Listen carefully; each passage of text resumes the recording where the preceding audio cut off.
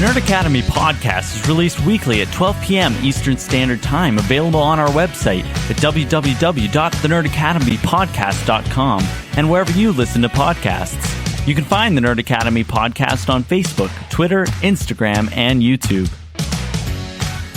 You can also help support the show by going to patreon.com/The Nerd Academy podcast, where every donation allows us to bring you more exciting content every week.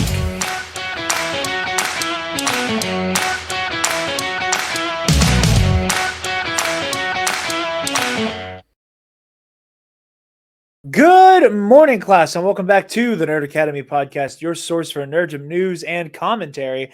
I am your host and superior web headmaster and god of trivia, Jarod Bachman-Stubbs, and we are talking Loki Season 2 today, our season review and overall discussion about this incredible, seemingly final season of Loki. I already miss it. I said this on the CBC review that I will be on whenever that comes out. Part of me wishes we knew. Part of me wishes I knew to go into this expecting some amount of finality and to be ready to say adieu to Loki. But I am not alone. Speaking of the comic book cast, Mitch is here, y'all. I'm back again. He's back again. Excited to talk about Loki for the third time. I know. It's a full British invasion of the Nerd Academy.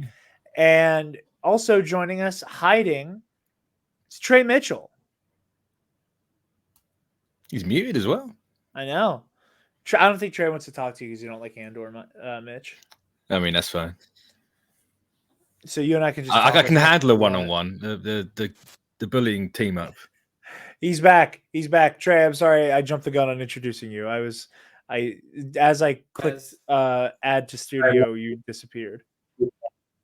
Cutting in and out, but sorry about that. Happy to be here. Excited to talk about my technology. I need Obi to help me with my MacBook Pro. So that's basically.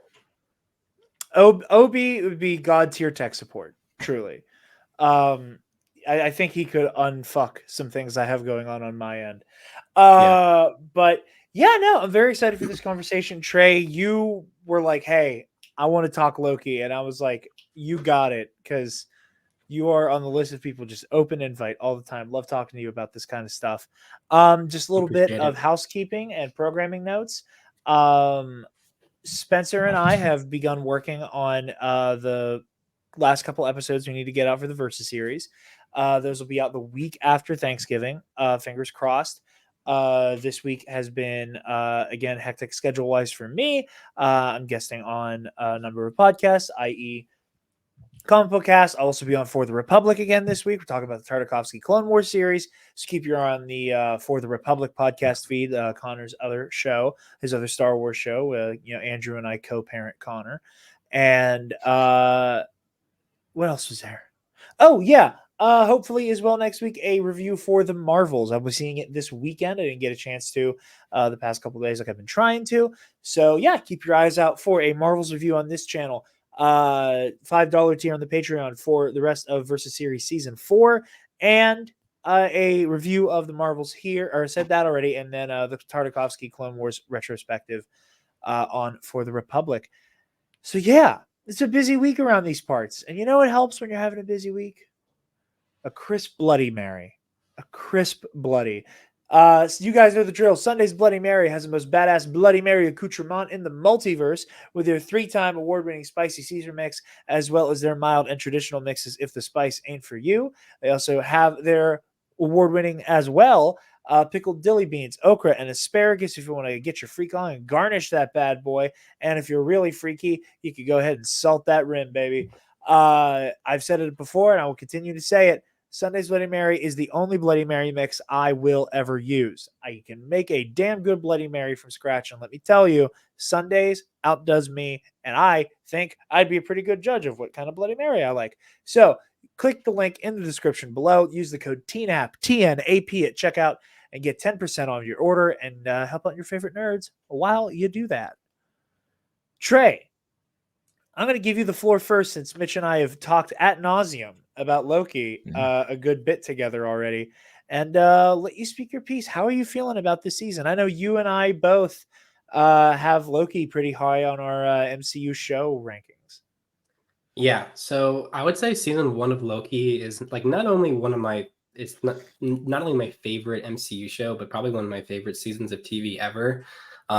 It's up there with like Daredevil season 1. I love season 1 of Fargo, Master of None season 2. Just a few shows for me that are like just incredible. So I was definitely excited for season 2, and I think there was only one episode in this whole season that I wasn't like 10 out of 10 over the moon, like saying to my girlfriend Jess during the whole episode, like, this is incredible. It was the one where they go to Chicago in when The they World meet. Fair. Yeah. So I mean, it was still good, but I didn't think it was like on par with the rest of the season. So but I loved season 2 of Loki. Every time I watched an episode of this, I was just floored by the ending. I was like, damn, this is this is just good television. And I was a little worried about this season when the showrunner of season 1 didn't come back. Yes. Just because, sometimes like the first season of Loki it's like a very specific show, in my opinion. It's very sci-fi, kind of weird. And I was worried that they were going to kind of abandon that. But with the ending of season 1, you knew that we were going to go to some crazy places here. So I really, really love this season. I love the finale. I think the last episodes are probably the strongest of the series. And I love what it potentially means for Loki in the future. But I'm also very happy with the conclusion of this arc for him. This show seemingly, like you said, is only going to be 2 seasons, and that's perfectly fine for me.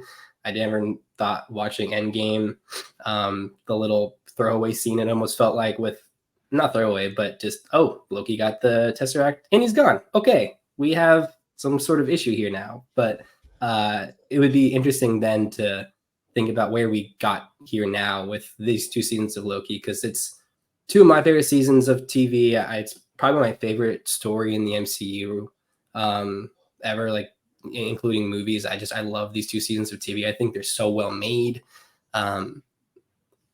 It completely stands out to me in terms of a lot of the other MCU shows, which I have liked, but this is, to me, is the cream of the crop. It's in first by a country mile, as Jarod likes to say. So I loved season 2 of Loki. I have a nice little art piece here of season 1 that I found. I wish I knew the artist. I got it at some Comic-Con. I don't even know which Comic-Con, but no, I loved it. I am very happy with this season. I think it was incredible, and I'm very fulfilled by what we got. Well, I think fulfilled is the operative word there. I think that there's something just so transcendent about Loki's story that was told over the course of these 2 seasons again, and it's something I bring up multiple times on the ComicBookCast review. Not only do you have to remember that this is not a Loki who has gotten the personal growth and development that we see him experience from Thor 1 up to Infinity War, when he like very bravely puts himself between Thanos and Thor. Like that moment where you see Loki not only step up to the challenge of facing somebody who he could have easily just kind of cowered behind, and could have just been like, oh, Thanos, finally you've come to pick me up. I've been waiting. He easily could have done that. And I think that even though Thanos would see through that facade fairly easily, he still would have been like, yeah, but Loki's probably going to be a heavy hitter to have on the team. And by the time I have the Infinity Stones, what could he even fucking do to me in the first place? So Loki easily could have switched sides yet again at the end of like Loki Prime's life. But he chose to put himself between Thor and Thanos, and he chose to like literally just go to slit his throat. Loki went for the head, unlike Thor did, and that was a beautiful send-off for Loki Prime. And to then take that same character and go, okay, so we're gonna take him back to when like everybody fucking loved Loki, when like Loki was the shit. coming off the heels of the first Avengers movie. So you take him while he's licking his wounds from being defeated and humiliated twice by his brother, with this chip on his shoulder of "I'll show you," waggling his scepter wildly in the air. That he is in this vulnerable place of licking those wounds, and then you put him through this trial that like maybe lasts like Mitch and I were talking about, like a month at max, at least up to the point where he's like experiencing centuries at a time. That guy has this beautiful about face. And I love that we see Loki realize not only that he has the capacity to be a hero, but that it's always been there within him, that he's always had the ability to lead, to protect, to defend. That's always been in his heart. He just needed to find it within himself and put aside the parts of him that prevent him from doing so, and understanding what glorious purpose means. And that we get two vastly different but equally impactful versions of Loki coming back, not only coming back to the light, but making some form of ultimate sacrifice in doing so. That, that this Loki, this iteration of him in the TV show, where he just point blank says, like, I don't want to be alone. And that isolation and that sense of being cast aside and being an outcast has shaped his behavior so much. Like when you finally let him break that ground and just say it out loud, I don't want to be alone.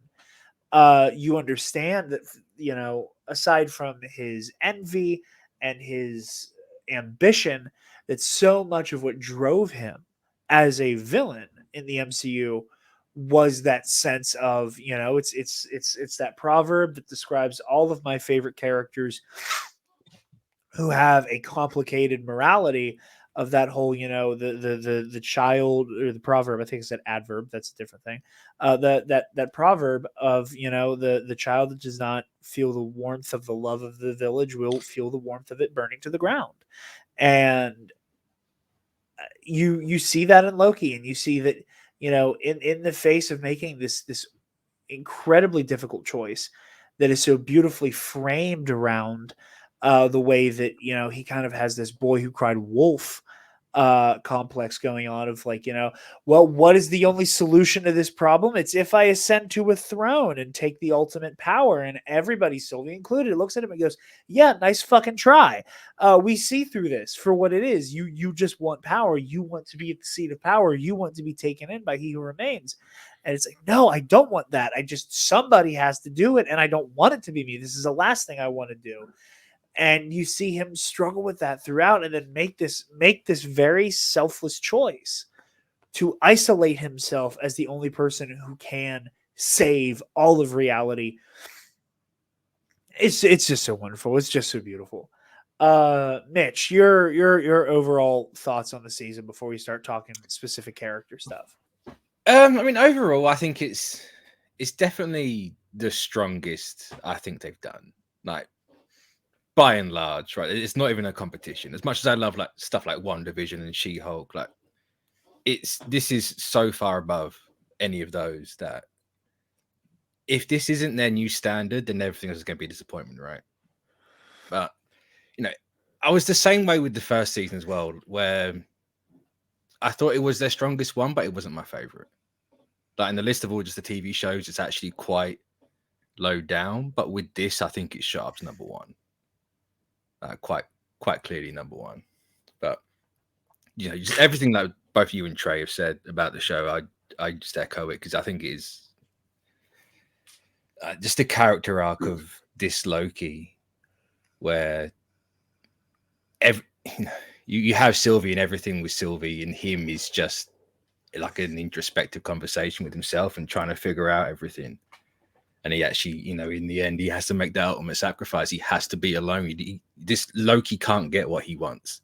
I think it's going to be a staple throughout every Loki you ever see in Marvel, is he just doesn't get what he wants. Like, he can't physically get what he wants. But even in winning, he proves Sylvie's, is that what defines a Loki, is that we always lose. Like exactly. that to win, he had to like suffer this great defeat. And what something that I think is like a really fun inversion on that, and there's a lot of interesting, Mitch, you and I earlier, we were talking because we recorded it at the same day we're recording this, like hours apart. This will be out first, no doubt. Yeah, it's coming out tomorrow. But that we were talking about how, like, there's the cyclical nature to the show, that like it begins and ends with glorious purpose. It begins with Loki's bizarro, very jaded, cynical, selfish idea of what glorious purpose is. And it is this self-serving, desire for power to prove the people who said he was unworthy wrong. And then you see where it ends, where it is his glorious purpose is protecting the people he cares about, even if it means he doesn't get to have them around him. It's a very Star Warsy kind of conversation about love. Like that's George Lucas said, with like Anakin and his relationship with Padme, is that like what drives him is not it's so much. Anakin's fear of losing Padme is not so much that he wants to save her life, so much as that he cannot imagine being without her. And that kind of possessive ownership kind of love is what pushes Loki to do these heinous things, whereas it is that selfless sacrificial thing. It's why I say this 1,000 times, it's why Kylo Ren's my favorite Star Wars character, because Darth Vader is my favorite Star Wars character. And the way that he is able to learn the lessons that Anakin never did and never could, that, instead of making selfish decisions at the end of his life, Ben Solo makes the decision to save Rey at the cost of his own life, something Anakin never could have. Something that Anakin's whole thing was, I need to preserve you for me. Whether or not he realized that, that's what he was doing. And he comes by it honestly, by all of the trauma he's experienced. But it's the difference between those two things, and seeing this Loki be willing to do that, it is that beautiful inversion there. And again, there's just so many beautiful inversions, like like kind of what you were getting at there. It's so beautiful. It is so beautiful. It's also, as I brought it up on the Spoiler Cast or the ComicBookCast channel, but it's that complete flip of the lesson that Thor learns in Endgame from Frigga or Freya, whichever one you want to call her, where it's be who you are, not who you're supposed to be. Right? Yes. Yes. He's supposed to be God Loki. I hate that name. He's not supposed to be the god of mischief. He's supposed to be the Loki who remains. Yes, the Loki who remains, God of stories, which like is such a that's such a great title for him now. And I don't has that been used in some, like, any official capacity in the MCU? I know that's like a title of like a run, but like is clearly what they're pulling inspiration from with this idea for him. Well, this is apparently now called God Loki, at least according to the Funko Pop, but that's Funko. I like God of stories, because that's what he is now. That's what I'm calling him. No. Oh, same. And it's so beautiful, and it's so beautiful, and it's so meta that that like now that he is the keeper of the multiverse, he is the god of all of these stories that we love. It's very much in the same way. It's meta, akin to the what if, like that beautiful moment with Uatu and Natasha, where he's like, they're not just stories. They're, it's so much bigger than that. It's so much more than that. And in a very meta way, I like how they let Loki become like the keeper of all of this. But yeah, we've been talking about Loki a good bit here. I want to talk a little bit about our antagonists throughout the season. I let our Renslayers or Ms. Minutes is our he's whose remains. Now that we have like the full picture, like not only of the season but now of the series, I love the way all of these characters in hindsight reflect so much of the personal growth Loki's had to go through. in Renslayer, there is this fanatical, like dedication to her cause that I think echoes like Loki's willingness to side with all of the universe's scumbags to get what he wants, with your Thanoses and whatnot. And that there's a propensity to carry out violence in the name of some greater causes, the glorious purpose stuff. That he is preordained, cursed with glorious purpose, to subjugate people. And that is the life that Renslayer lives. And with Miss Minutes, it is this empty pit of like longing and like, why won't you just acknowledge me? Why won't you just treat me as your equal? God damn it. Obviously it's not in the romantic sense that, Miss Minutes has with He Who Remains, but like you still see that in his relationship with Thor, in his relationship with Odin and Freya, even that there is this like, hey, like, why won't you acknowledge me as like being as good as Thor or worthy of the throne like Odin? That I think is fascinating. And then with He Who Remains, you have this arrogant, power hungry, walking God complex that, Kang is, or He Who Remains is just a man. He's cut low by a sword, a sword to the gut, and that's all it took. He's not a god. He's not any of these incredible things, but he wears all the trappings of it. And he has this level of self-importance. Pardon me. That again colors a lot of like what we see of like villain Loki throughout the MCU, and seeing that like trinity of Loki's wanting to be part of something bigger, his desire for validation and acceptance, and his front of supreme confidence and self-assuredness, the way that is reflected in these villains, that you see the ways they're defeated. You see that fanatical desire to, carry out the glorious purpose. It leads Renslayer quite literally to the wreckage of the TVA as she is about to be consumed by the very monster she's been feeding her victims to. And again, Mitch, you and I discussed this may or may not be the end of Ravonna Renslayer. We'll see how it shakes out. I can go either way. Maybe she'll make it out. Maybe she'll tame Eliath. I don't know. I do love the idea that she is, again, left there to be consumed by the same monster she's fed so many helpless people to. Miss Minutes in some ways is like undone by her obsession with He Who Remains, and that, her final moments, they don't get to be her having any real reflection or understanding of herself. She dies with spite. She dies, her final words, her final moments are spent admonishing Victor Timely, and with that, you'll never be him. Because she's so scornful. And the thing that I love the most about the way that he's able to conquer He Who Remains is that it's by, no, I'm not going to play your game. And I think he recognizes in many ways that one of the things that led to his defeat at the hand of the Avengers is that they chose not to play on his terms. That there came a point where it was like, no, we're not going to start pointing fingers at each other. We're not going to let our aggression and arrogance get the better of us. We are going to come together. We are going to subvert your game, and we're going to play it by our own rules. And Loki, I think, in some ways learns that lesson both from his defeat at the hand of the Avengers, but also recognizes that like we can't put the genie back in the bottle. Like you're dead, as and Mitch, you and I got into a very fun metaphysical argument about that.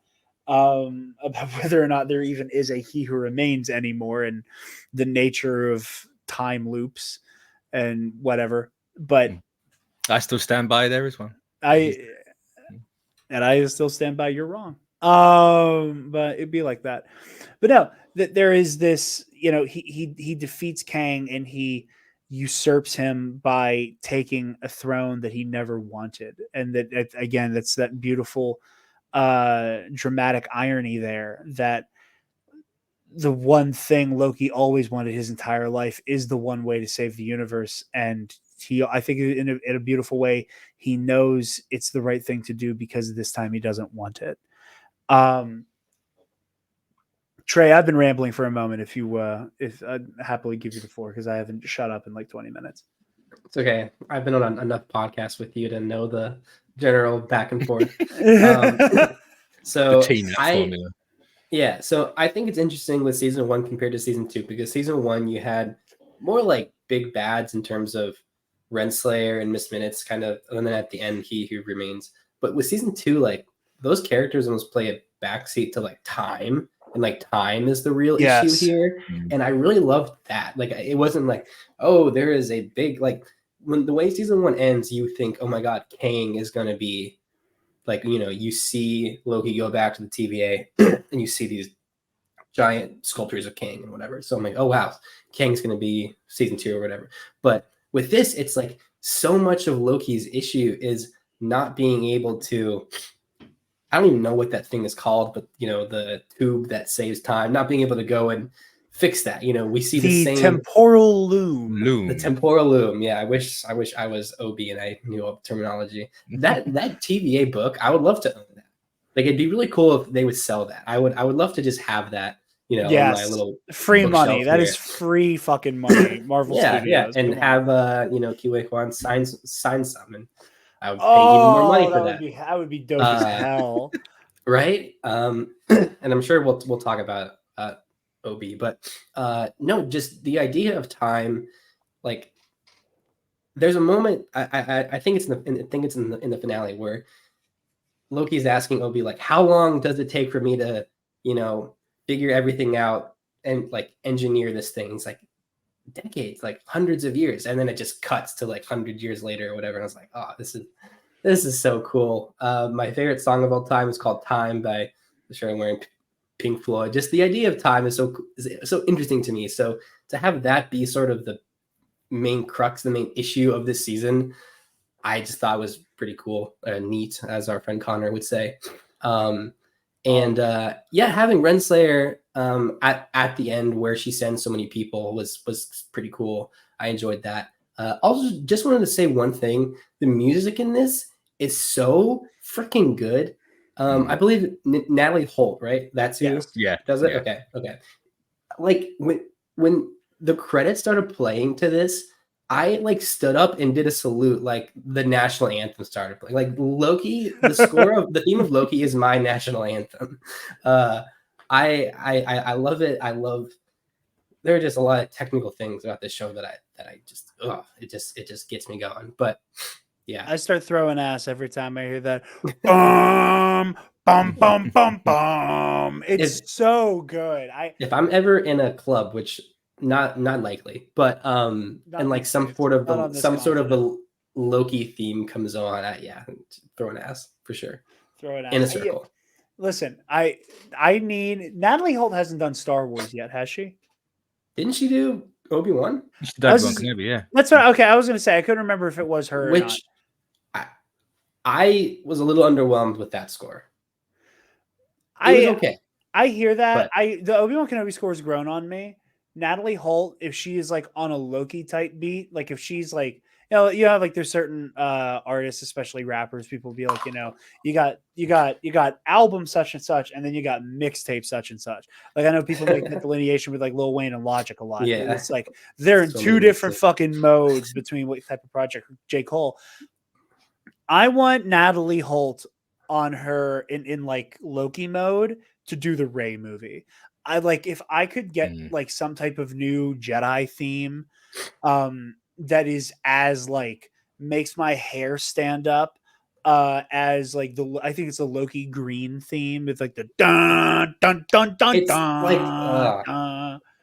I feel like the issue with Kenobi is more that she's trying to, like, John Williams sets a precedent and you kind of have to work within those parameters, whereas with Loki it's just like just do you, like, just do whatever you want and unleash Natalie Holt. I don't get a lot of vinyls for like soundtracks, but Loki is like I started writing my Christmas list, and the only thing so far is just Loki season 1 Blu-ray. So yeah, I adore her score.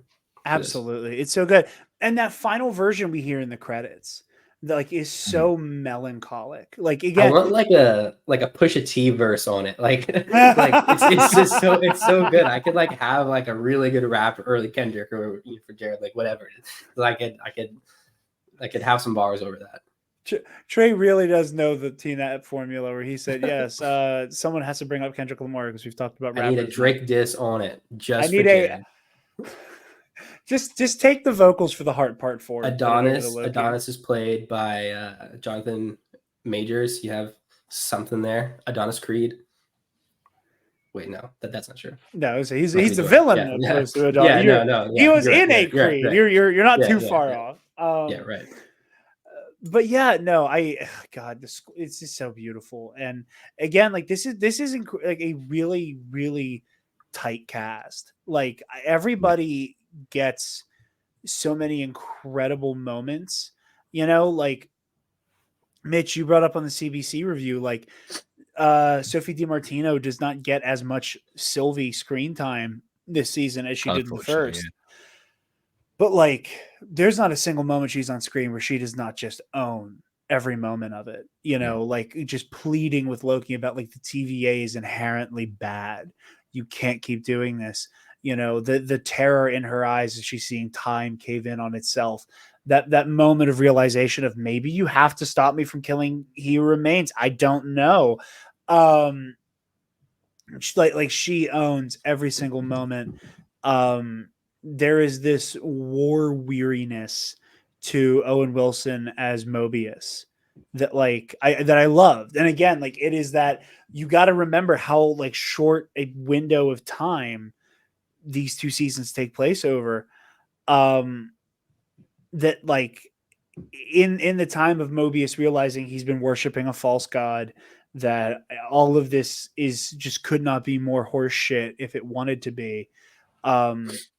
That like he really brings a optimistic but war weary performance to Mobius that I think requires a lot of nuance and a lot of humanity to it. Same with Hunter B-15, like the way that she just changes so much when she realizes and fully understands the nature of what's happening and what she's been part of. I would have liked more of B-15 in this season. I definitely feel like if anyone got the shaft, it was her. Like she wasn't in season 1 that much. Like she just had the little character arc and then essentially nothing in season 2. I think we're seeing her as her. I'm not sure how you describe it, but her as a nurse or whatever. Like seeing that version was cool. And that Casey is too. I just love Casey, the actor who plays him, Eugene Cordero. I just love him. I don't know why. I just always like when he's in stuff. He was in Mando season 1, I think. Just like that guy.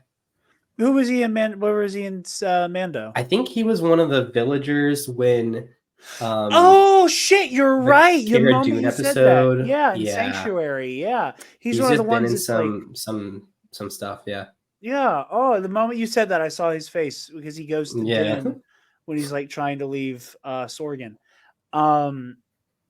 Just like but like what you brought up the nurse stuff with B-15, and again, like I think I absolutely could have done with more of her, but like, and they do it, and they don't call like a direct amount of attention to it, but I love the way that her instincts kind of reactivate once she understands what's happening. Hippocratic oath, do no harm, and all that. Like that, she by nature is somebody who is here to help and soothe people. That moment with the little kid with like the don't climb in trees thing, it was so beautiful. That you see that the way that like, no, this is who she is. This is her North Star, is helping people, is being there to protect. She is not a hunter by trade. That is not who she is. just that is such a great note for them to hit with her. And then obviously, sorry, Trey. I just before I forget it, my favorite joke in this whole show was when everything explodes. I think it's the end of episode 4, and then episode 5 starts, and Loki's trying to find his crew, and he goes to find Mobius, and he goes, Mobius, the TVA, we need to fix it. And he goes, TVA, I think you mean ATV, man. I don't have any in stock, but I can get you one. And I just thought that was a great joke. That was just Owen Wilson delivery was just perfect. I just wanted to say that. Shout out that joke. Oh, speaking of Owen Wilson and Mobius, I thought of you, Trey, during the finale. I meant to tell you this, and I was like, I'm going to have Trey on so I can bring it up. Did you have a little Pink Floyd nerdgasm with the way that it looked like they were paying homage to that one Pink Floyd album cover? I can't remember the names, but like that moment while like time is like spaghettifying and they're shaking hands and like Mobius is spaghettiing. Oh and yeah, Loki wish isn't. you were here. Wish you were here. Thank you. I knew something like that. I immediately thought of you because I was like, this has to be like, there's no way this isn't an intentional nod to Wish You Were Here. Yeah. That's cool. Yeah. Like I said, I thought of you immediately. But no, and obviously, like the King scene stealer with Ke Kwan. There is just, he was so good. Mitch, I replied to one of your tweets yesterday or so. I don't want him to be a droid. Maybe. Droid? Well, because he was talking about how he just like very badly wants to be in Star Wars. Yeah. He's like begging Kennedy. And I said, I was like, his voice, and I'm not saying he just has to play a droid. Yeah. Let the I get why you said it, because it's like, yeah, he has got the voice for a droid, especially like recent Star Wars droids. But I think it'd be such a waste of his ability to have him be. You can have both, I suppose, but no. I was saying, if Andy Serkis gets to be Snoke and also Kino Loy, I don't see it. I don't see a reason why you couldn't have like Ke Kwan like do the obvious layup slam dunk casting of him being some type of over exuberant, protocol droid. Oh, master whomever. It's so good to see you. Alan Tudyk could do, that one, but we could definitely get Ke Kwan to be a droid. Yeah, and I mean, hey, let's also not forget he did the stunts for X-Men. So like part of me also, and after everything over there all at once, like, he is on my list of like, please give this motherfucker a lightsaber. It's one of my few, it's one of the only reasons why, like, there's a part of me deep in my brain. It's just this small little sliver of me that does not like Fennec Shand. And it's only because Ming-Na Wen doesn't get to swing a lightsaber around. There's a part of me that's like, why didn't you let her just like give her that? But I do love Fennec. And I'm probably going to be meeting Ming-Na Wen next month. Actually, it's Steel City Comic Con. So if you're at that, come through, say hi. But no, Ke Kwan is so great. I love how many times he gets like big thesis statements of the show. Like his whole thing of like, oh, well, maybe we need to abandon the science and lean into the fiction. That's exactly what Loki does. He says, fuck this shit to firing gadgets into a bigger gadget and building a new who's a what's it do fuck you thing. And he's like, no, like I'm a magical god. Get out of my fucking way. I'm just going to start revivifying strands of reality, and he gets that, like, him and Doctor Strange both get these moments of like doing wild, cool, badass shit that has to do with their cape, between Zombie Strange and his like cape of the damned, and Loki like literally wearing strands of reality on his back for one moment.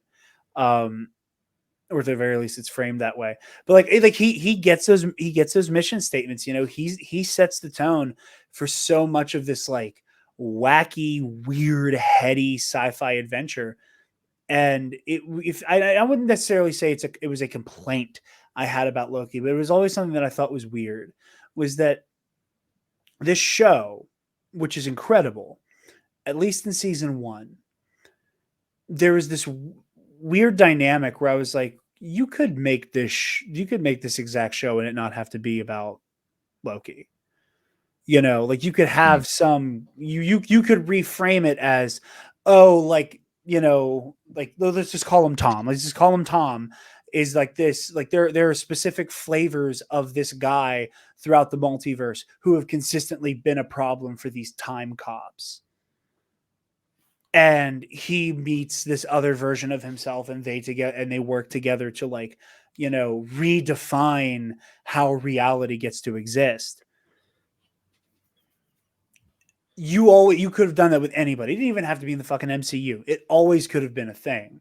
And I was always like, this is such a fun concept.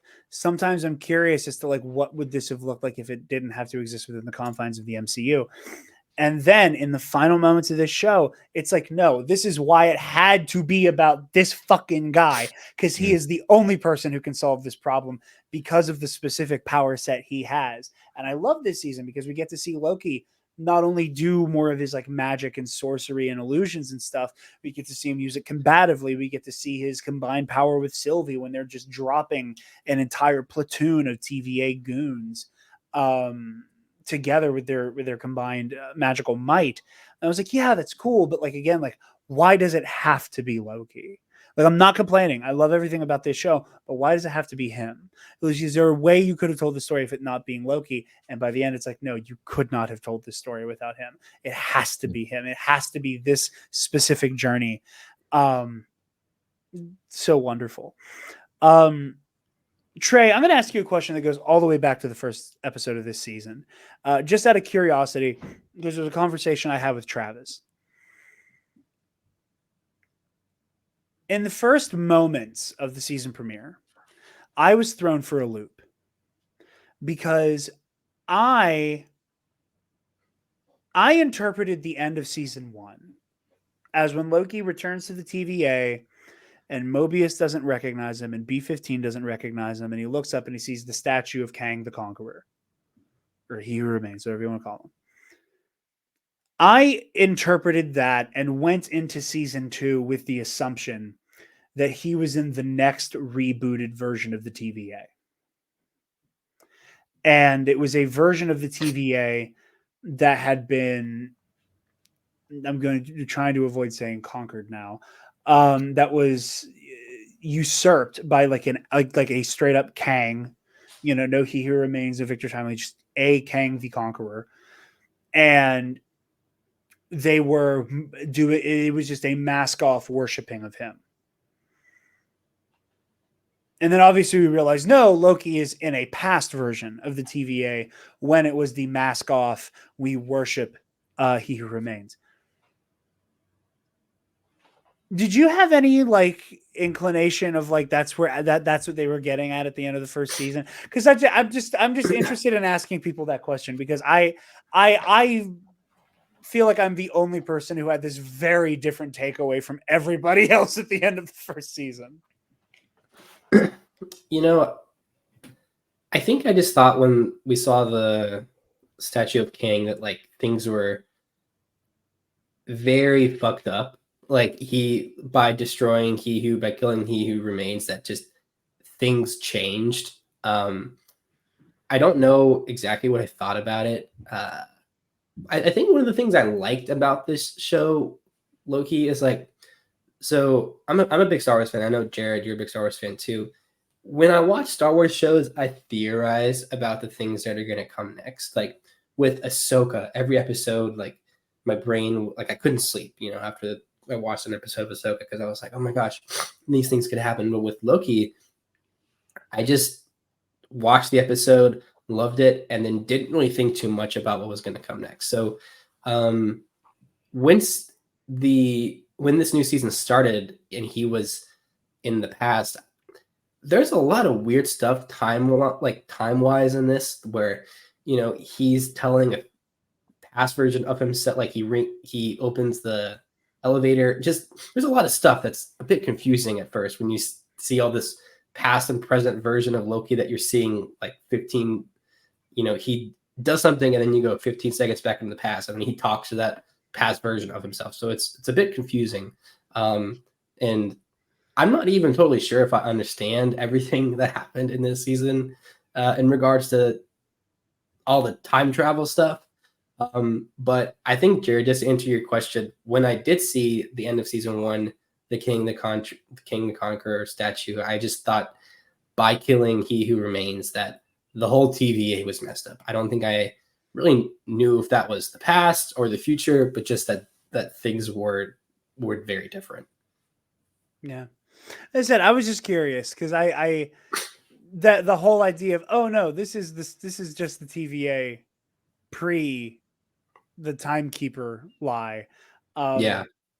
I don't know. That fascinated me. Mitch, have we talked about that yet? I don't know if that. I don't think we have, but I'm very much. I was on the same page as you, right? That was my first thought.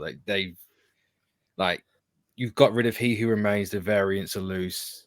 Therefore, now Kang always controls the TVA. Mask off Kang, yeah. Exactly, yeah. And I thought that was everyone's assumption, to be honest. I didn't realize that people didn't have that takeaway from it. For me, I thought it was really obvious. But not once in the however long it was between these seasons did I actually think he's in the past of the TVA. Yeah, he's more or less in the same TVA, just pre a brain wipe. Yeah. There was no. I don't know why I didn't think this show about time travel would ever just send him back, as opposed to time is in the present, completely different now. But so I was actually just genuinely shocked at the first season when it's like, yeah, no, he's in the past, moving on there. Yeah, but again, it does present a lot of those like really fun, like logical conundrums that the show loves to pose. Again, like the bit with Loki having to prune himself. Long time listeners of the Nerd Academy know Travis and I fucking love Tenet. Great movie. And constantly talk about how our favorite line of dialogue in any movie ever, it's a temporal pincer movement. And Travis and I started pumping our fists when we realized that's probably what was happening. Was that it was in some form of temporal pincer movement that Loki was experiencing when he saw Sylvie in the elevator. Which again is, I want to rewatch Tenet now. I love that shit. Hot take. It's my favorite Nolan movie that doesn't involve I agree. Batman. Absolutely. I need to see it with subtitles on. I've only seen it once in the theater, and I was just like, my favorite Tenet story. I always tell people is like, I halfway through the movie, I saw it with my dad, and I said, Dad, do you have any idea what's going on in this movie? And he said, I have no effing clue, because he just couldn't understand the words because of the audio mixing. I was like, do you have any idea? And he can't hear very well already. So I was like, do you know what's going on? He's like, no. I watched it at home. I didn't see it in the cinema when it came out. I watched it. I don't know if they fixed the editing, but I did not have that in the slightest.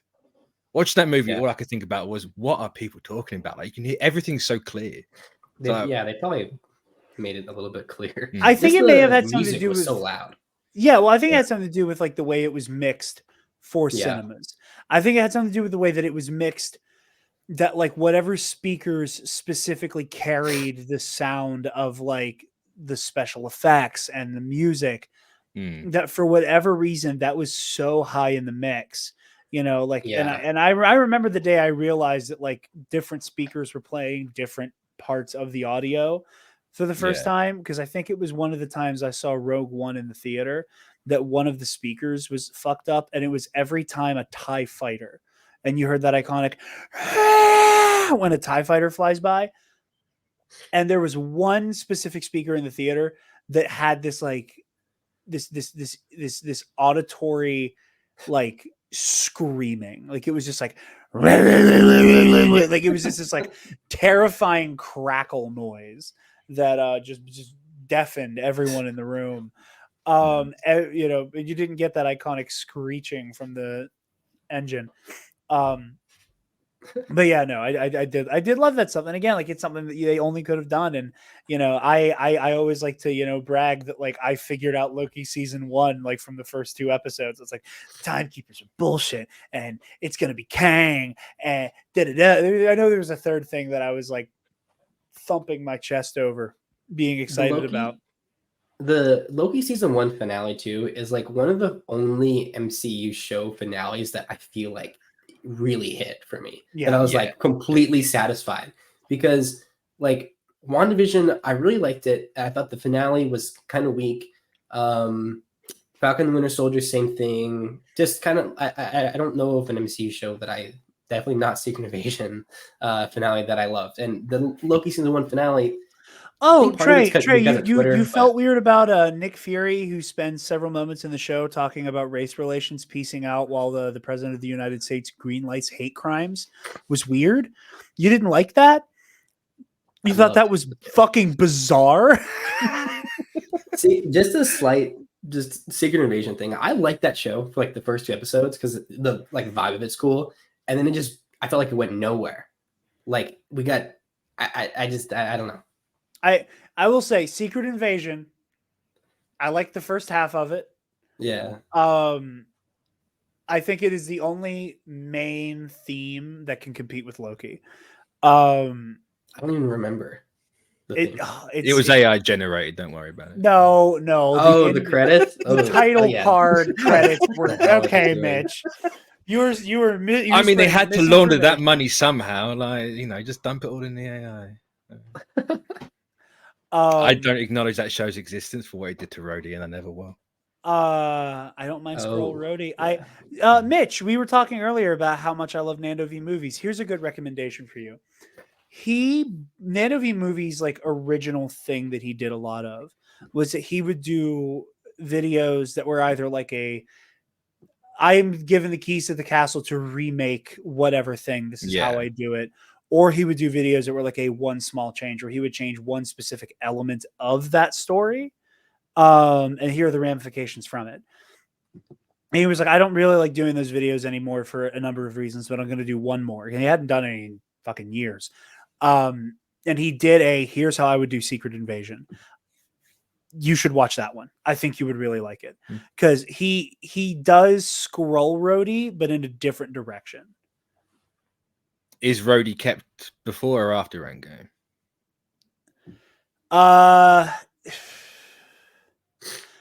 Because if it's still in the same spot, then nothing changes. I still hate it. He actually makes a more radical decision with Rhodey. Oh, no. I'll check it out. Yeah. I don't want to spoil it for you, because I want to hear your thoughts on it. But yeah, all of it to say, Trey, with the MCU like season finale episodes, I think that, not to get into the shambles of it all, and Alden Diaz of Octo Radio and Casterly Talk and Anytime with him and Ken Knapsack, which is fantastic. Go watch all of those. We did like an hour and a half breakdown of that infamous Variety article. And, I think Alden brings up, like, at no point do they ever mention that Bob Chapek was like, give us everything now, pump it. And because of that, there were shows that were clearly meant to be movies.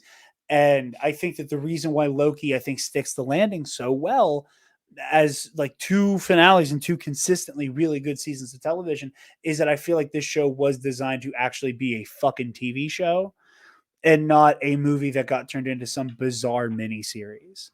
It looks like it. Like the show, like the sets are beautiful. Like the way that they were designed, the cinematography, fantastic. Like everything about the aesthetic of the show is freaking time and effort went into it. And it wasn't just like a green screen background. Of course there is green screen in the show. I'm sure there is, but like no, they did the temporal loom exploding practically. I was saying that multiverse tree is actually real. No, it's got wow. Oh, a scoop. Wow.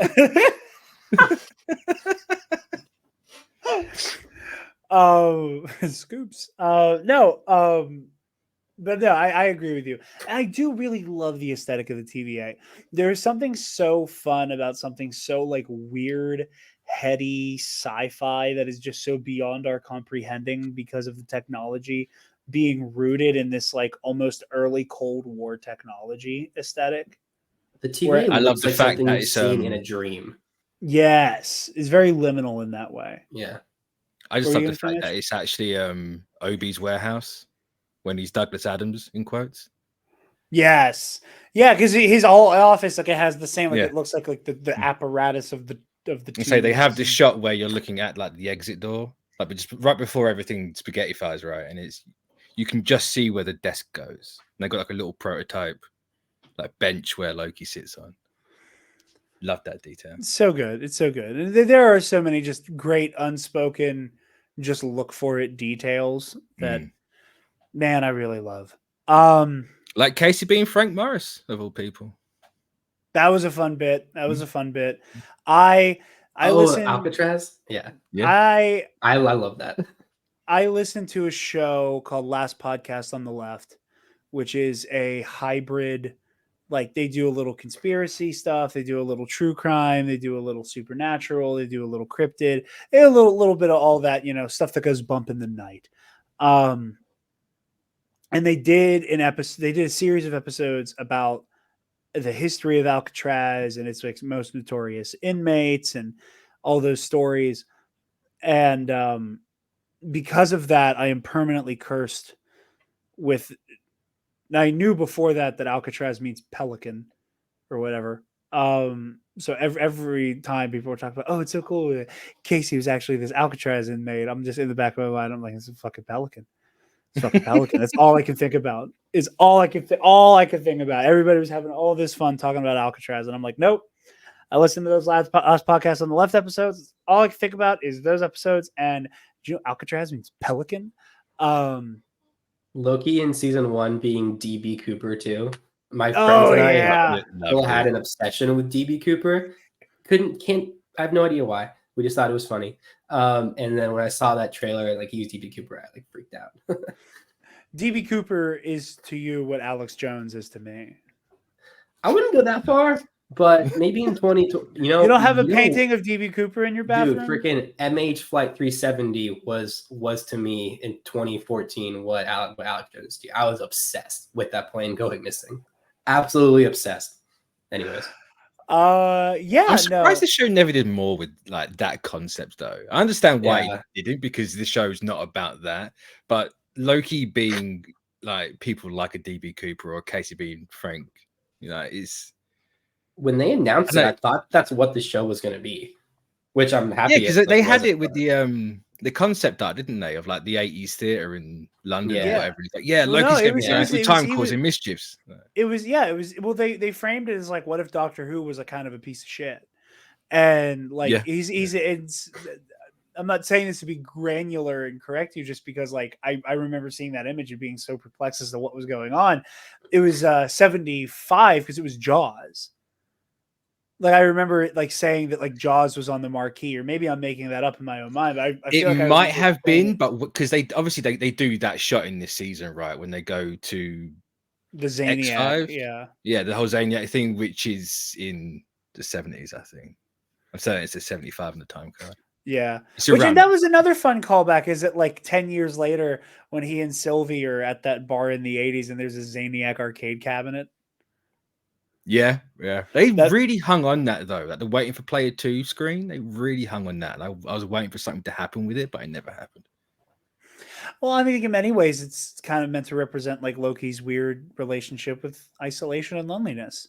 He is the player 1 eternally waiting for player 2. Yeah, or Sylvie's player 2, and he's just waiting for her to show up. Lightsaber go burr. Get Trey to shake his head. I just hate how much he says that. I hate how much Jarod says. I hate the lightsaber go burr of it all. I'm like, shut the fuck up.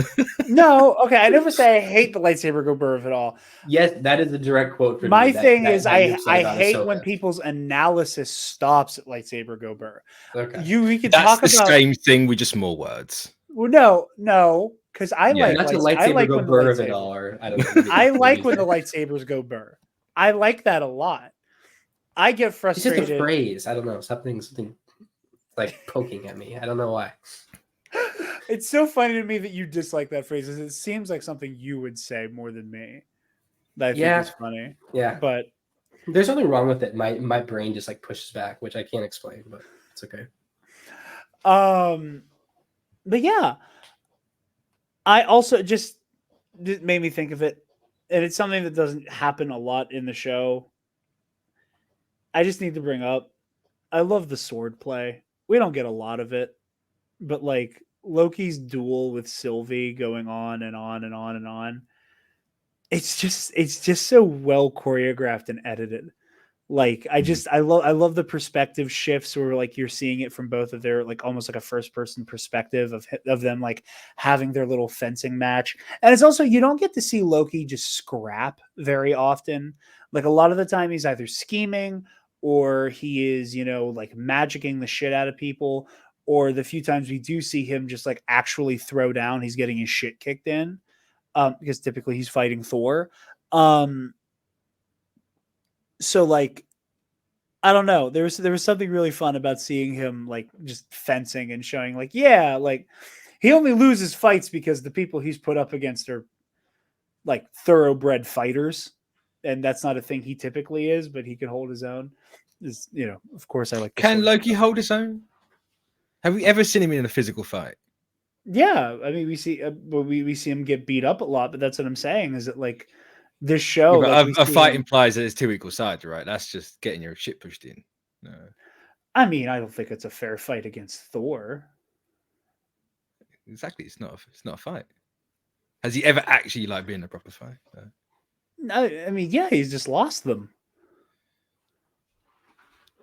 Okay, that's a fight. That's a fight. Just because he got his shit kicked in doesn't mean it wasn't a fight. I mean. He takes Mjolnir to the chin. It's not fair. It's not exactly a fight, is it? It's just child abuse, right? It's not a battle, but it's still a fight. Yeah. Yeah, he's scrapping. He's scrapping. Yeah.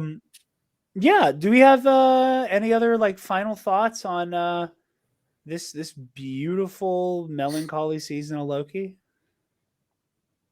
Do you both think that this is the end of Loki in the MCU, or do you think we're gonna be seeing more of him? So I very much think that Loki is going to be like a key player in Kang Dynasty. I fully like, I think that Loki is probably going to be like the last thing standing between Kang having dominion over reality. I really do think. And I think Hiddleston even said, he's like, don't think this is the end. Like, just as this is the end of this show. It's unwise for him to think it's a goodbye. Or for anyone. Yeah, that was the verbiage. You said it twice now. No. But me and Jarod spoke about it on my spoiler cast, but I genuinely think he's going to be the reason why there's a new team of Avengers. Right? You had Loki for 2012 Avengers is the reason why they come together, right? Loki now in Secret Wars of Kang Dynasty is the reason why the Avengers come together, just on the opposite side. Whether it's this Loki exactly, I don't know. Or it could be like he's got another variant of himself to do that. But that's how I would take it. Just because he's in such a position now where I don't think you can do Secret Wars in the MCU with how they're doing it without using this Loki, since he's now essentially in control of the multiverse. I don't know how you get around doing that. Yeah, I mean, I wonder what other further character growth he could have, because I remember I've never been a huge fan of the first Avengers movie. I know that's like a hot take, but I never have. But his Loki really stood out to me. So just to go from that in 2012 to like where we are here is just such a crazy arc. I know. So I'm like, I just wonder what else they could do. Like I almost feel like there's a like a bow. Like it's like wrapped in a bow now. It's just it's such a perfect ending. Even though I do agree with you, Mitch, that there probably will be more of him. It's just such a like perfect arc, I guess.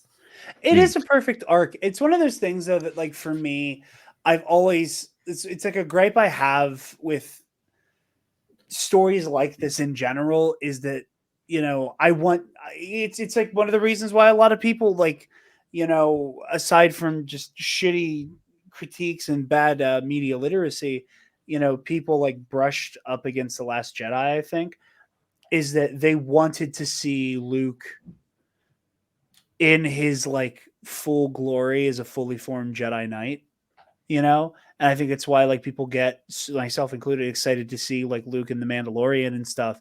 Is like you finally get to see Luke who has overcome that darkness that that he was conflicted with, who understands the code and the philosophy of the Jedi now fully. And now you get to see him like being Jedi Master Luke Skywalker. I want to see Loki. Like, we've seen him rise to the occasion. I want to see what he's like now when like shit hits the fan and it's up to him to like help prevent calamity and like be a part of like an Avengers type lineup. And Mitch, you and I talked about this, and I find the idea deeply fascinating that like that we're slowly seeing like manifestations of the Infinity Stones coming to fruition, like how Wanda and what she does in Multiverse of Madness is kind of like she is now the Reality Stone incarnate, and that Loki has kind of become the Time Stone incarnate. I know people were talking about something that has to do with the Marvels that, again, I have no context for because I haven't seen it yet, but like how like there's something there that could like be implying like, oh, like the Space Stone is coming back into play. And I love the idea that like this next crop of Avengers would be like what that you could call like the Infinite Avengers. That like, and my big thing is the whole idea of, you know, oh, the Marvel Studios is like, oh shit, we got to bring back the original Avengers. It's like, yeah, dumbass. Of course, that's when it could be what fucking Secret Wars is. But I love the idea of that being the case, and I really, really want if it turns into like something to do with the Avengers representing a new crop of Avengers representing the Infinity Stones, that I really hope, A, because of color palette, and B, because of the symbolism of it, that like a multiversal Tony Stark being like the new Soul Stone. That like finally get Tom Cruise Iron Man. No, let it be Robert. Jesus Christ. I don't need Iron Man.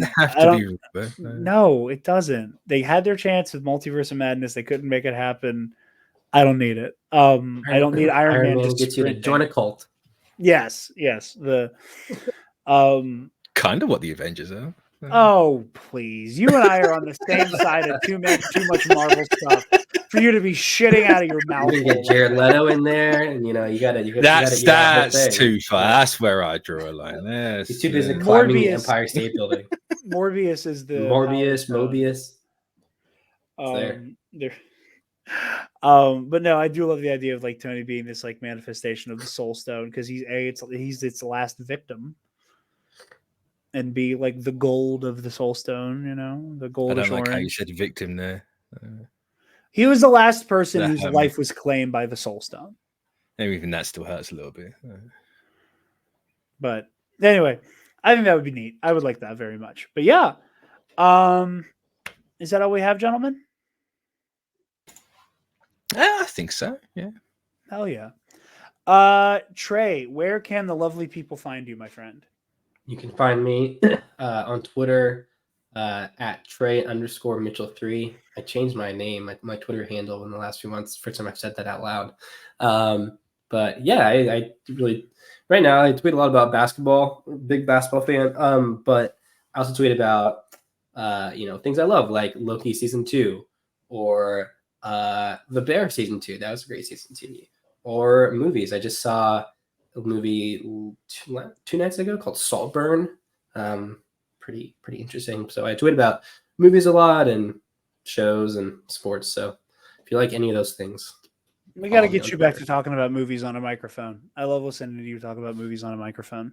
Appreciate it. I haven't done a podcast in a while. This is my first podcast in months. Like felt weird. It was like I was going to say, I think the last time you were on air was for an Ahsoka review for Fallen Jedi. I think that might have been the last time you were on air. Yeah. Maybe I'll just be greedy and I'll recruit you to Team TNAP next. Yeah. We'll see. We're like the Avengers. It's just a revolving door. Definitely. But yeah, thanks for having me on. I always like talking about things that I just am very passionate about, which this show I am. I feel like I don't have as much to say as I do about like Star Wars per se, just because I don't know Marvel as well as I know Star Wars. But like, I definitely love this season of TV in a way that I love other things. So yeah, thanks for inviting me on. I had a very interesting conversation, which I never plug this, but whenever you join the Patreon, you also get to join the Nerd Academy Discord. Paco, $10 patron, mentioned something about like missing like the weekly like live stream reviews for Ahsoka.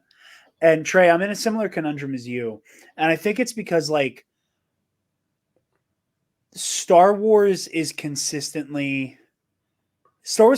has like similar mission statements across its stories, like is as wildly different as say the Mandalorian or Andor is.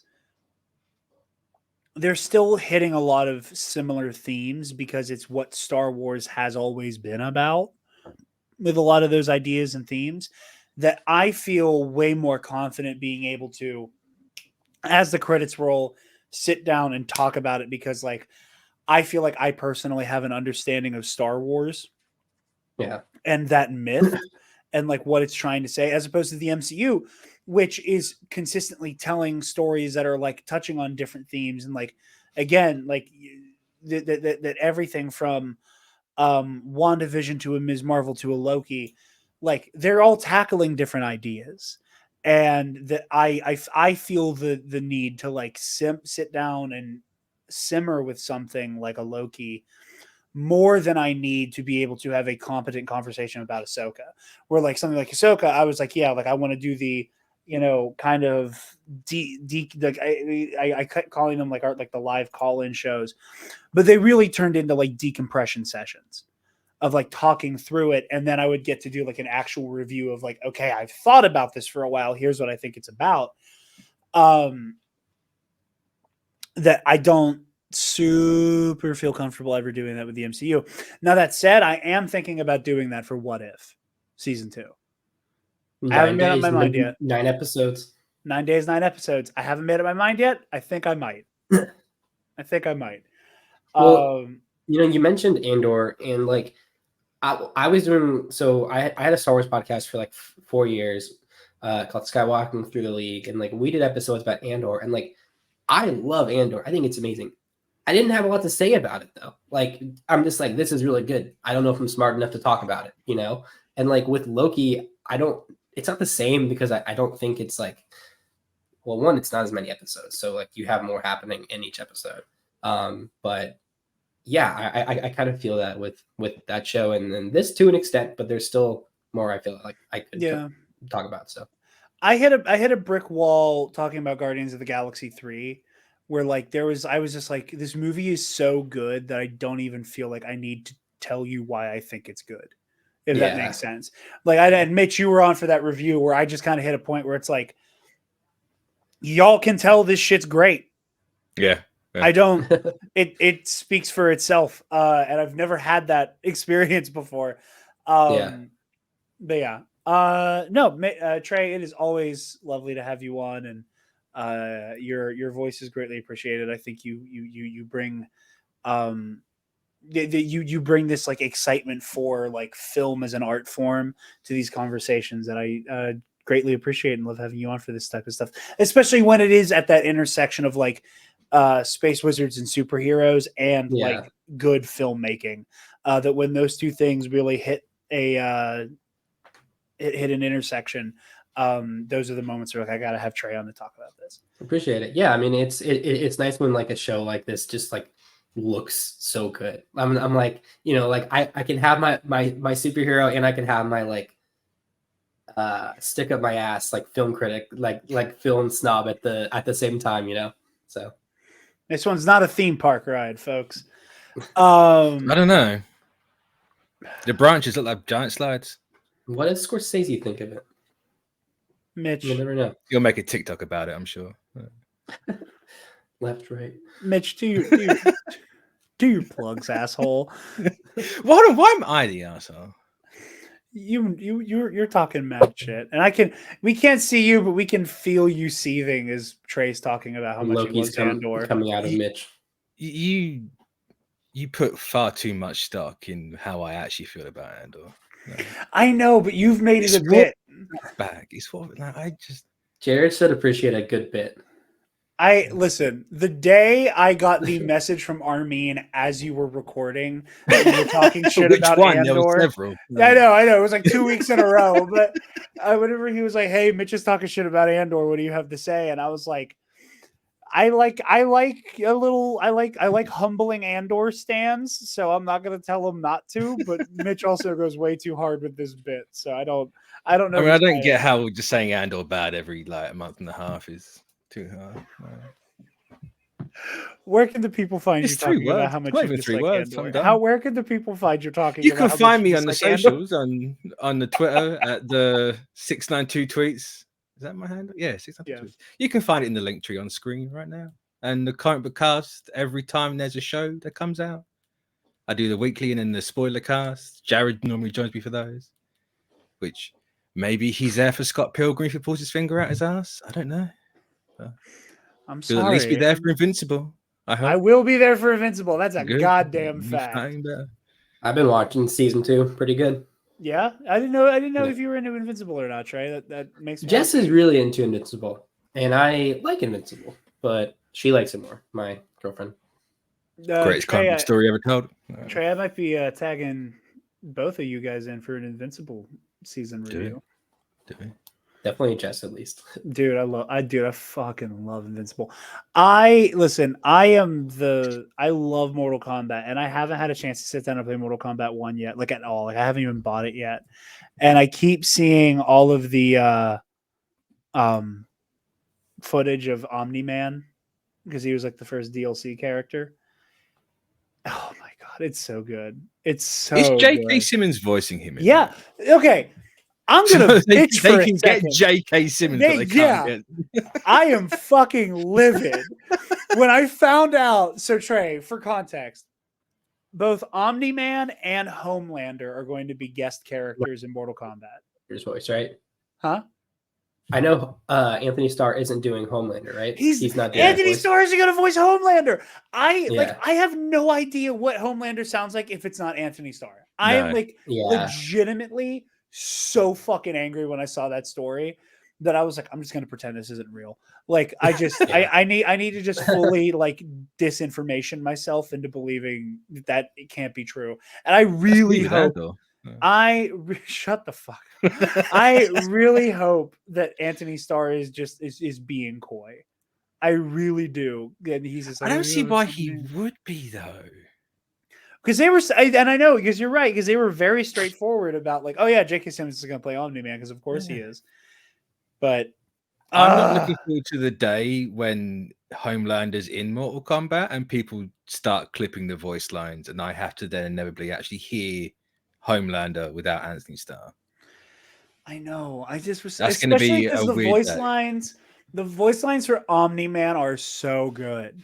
They are so good. Like Trey, you'll appreciate this one. Whenever Johnny Cage and Homelander have their like beginning of the match face off, one of the interactions they can have is Johnny Cage goes, "You're like the dad I never had," and it's so good. And Omni-Man hits him with, "You're weak. My son is invincible." Like he does the pause, like the title card is gonna come on screen, and I'm like, yeah. I'm not prepared for like Homelander to show up and like say some like do whatever the fuck I want and like do the little finger wag and it not be Anthony Starr, especially because like the Homelander we saw in the Combat Pack trailer looks like Anthony Starr. Yeah.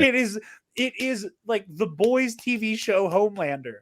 Like down to the costume, and like granted, like his costume from the comics and the show aren't that different, but like if it's not going to be Anthony Starr, like they should have just given him like the chain on the pauldrons and everything, like and just made it clearly comic book Homelander. Because now that he looks like Anthony Starr, but is going to sound like him, I'm fucking mad. Yeah, but that's my little rant there. I promise you all. I'm not a Homelander stan. I promise that I am not a Homelander stan. I don't know about that. He's one of my favorite villains of all time. I can confidently say that though, for real though. But yeah, obviously, if you guys are watching this, there's no way you're not already watching ComicBookCast. But if that's somehow the case, fucking subscribe to ComicBookCast, you dum-dum. You can find me on Twitter and Instagram at DarkJedi2552. And you can find the Nerd Academy podcast on Facebook, Twitter, Instagram, YouTube, wherever you get podcasts, and on our website, thenerdacademypodcast.com, where if you want to get some TNAP merch, go ahead and click that student store link. tpublic.com. And if you're feeling generous, you can donate to our Patreon. Hey, give me $1. Speaking of our patrons, thank you to our $10 alumnus, Keandre Lloyd. Colin Provolone. Sir. So good.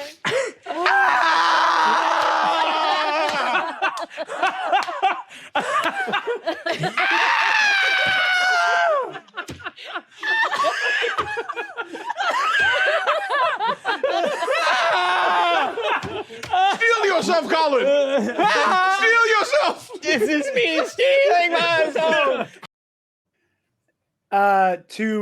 Trey can appreciate that clip because Jess is also super into Dimension 20. Yeah. And to our $10 patron, Paco, and this is my second time saying his new name, which is still hard for me because he put Alex Jones and Elon Musk's name together. So thank you to Alonex Jonas. All right, ladies and gentlemen.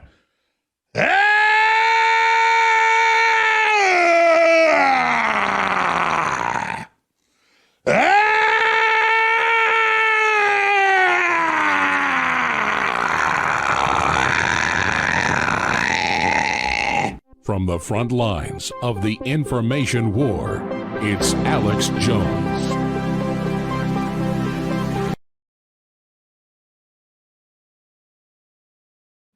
And to our $10 patron, Ray Clausen, who asks that you donate to Equality Texas and help keep queer kids safe in the Lone Star State. As I said earlier, the Discord, which I fail to mention fairly often, but that is also a perk of the Patreon at any tier.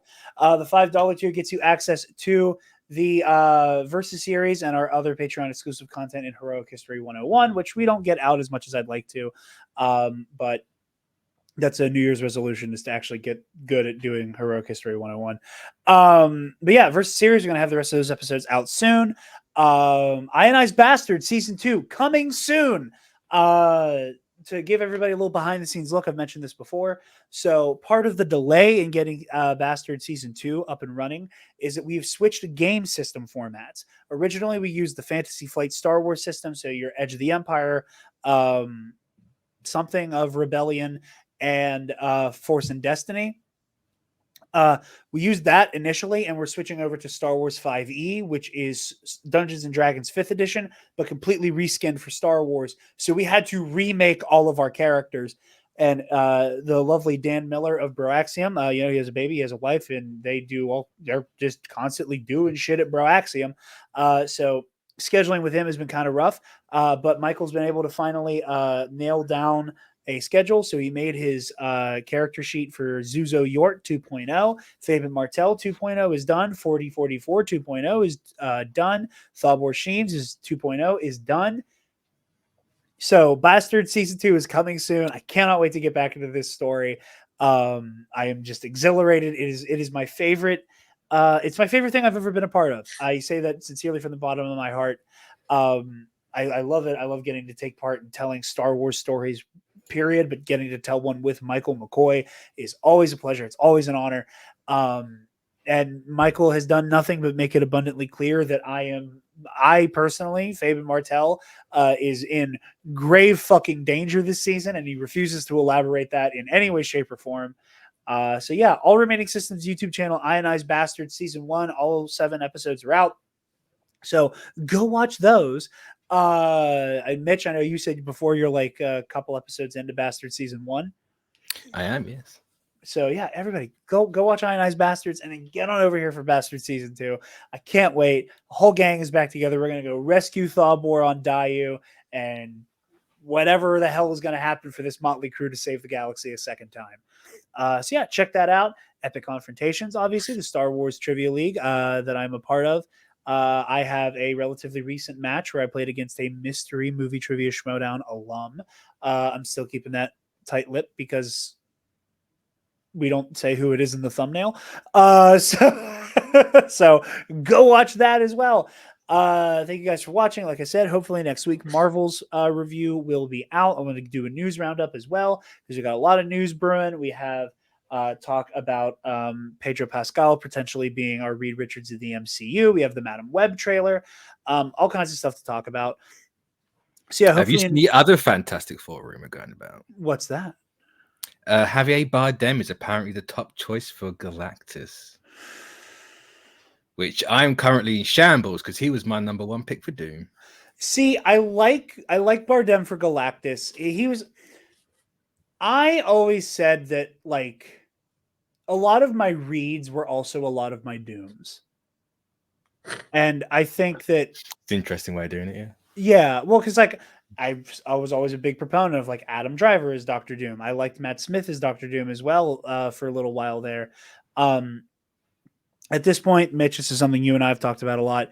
If there's one thing that the MCU has done a poor job of in terms of representation, or two things technically, it's been their Jewish characters and them being like outwardly Jewish in nature. Yep. And you know, like actually showcasing that as a character trait because their faith does define a lot of those characters. And it's been the fact that there's been a lot of whitewashed Romani characters. And unfortunately for a lot of MCU characters that fit that description of either of them, it's one concentric fucking circle where it is they shit the bed on those two traits on the same characters. We're looking at you, Scarlet Witch. Love Elizabeth Olsen's portrayal. But again, just like how I love Tom Hardy's Bane, I can like Tom Hardy's Bane, and I can also go should have been a Latinx actor, and not a random fucking white British guy. So my thing with Doom is that like I do really want it to be a Romani actor. I think that at this point, like to shit the bed on not getting that right with Doom is gonna just it's an unforced error and will frankly just be fucking embarrassing. But removing that from the equation, Javier Bardem and Adam Driver were always my top 2 picks for Victor. So I like Bardem as Galactus, especially because it's going to mostly be probably a mocap and voiceover role. So I get down with that. Put some dots on his ass. But yeah, Nice. Thank you all so very much for watching or listening. We will see you all next time, and class dismissed. Stop! Move away from the cookie jar!